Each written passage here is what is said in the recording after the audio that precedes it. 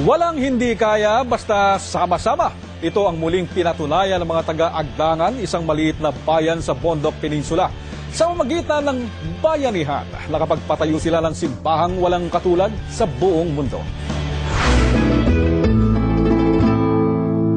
Hindi sikat ang piyesta o walang kilalang bakasyonan ang Agdangan, isang bayan sa baybayin ng dagat sa Bondok Peninsula sa Quezon Province.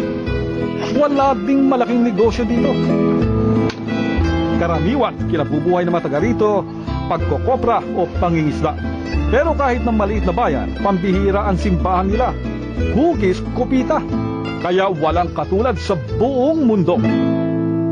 120 talampakan ang taas ng Luminous Cross of Grace. 7 stories ang parang higanting chalice na sanktuaryo. Nagawa ang napakalaking proyekto sa pagtutulungan ng mga tao. Si Father Raul Enriquez ang kumumbinsi sa mga taga-Agdangan. Mahigit siguro 15 taon na, no? Nananaginip ako, may nakikita akong vision na tatayo ka ng tower, makikilala ito sa buong mundo.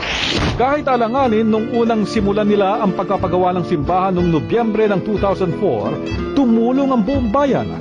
Bata man o matanda kasama sa construction ng simbahan. Ang iba nagbenta ng mga rosary, cards at accessories para makalikom ng pondo. Pero ang pinakamalakas daw nilang katulong ay ang Diyos. Hanggang January kami naghakot ng lupa. Nasa amin bang paghakot ay kami hindi nakaramdam ng pagod. At dahil kulang sa pera, dinagdagan nila ang dasal. Misa, araw-araw, linggo-linggo, prosesyon, vigil, pati mga workers, lahat. Bayan yan.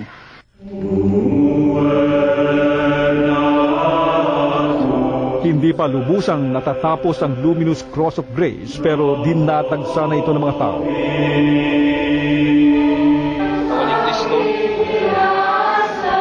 Unti-unti na itong nakikilala at nagiging bukang bibig ang bayan ng Agdangan at ang kanilang pambihirang simbahan at pagbabayanihan.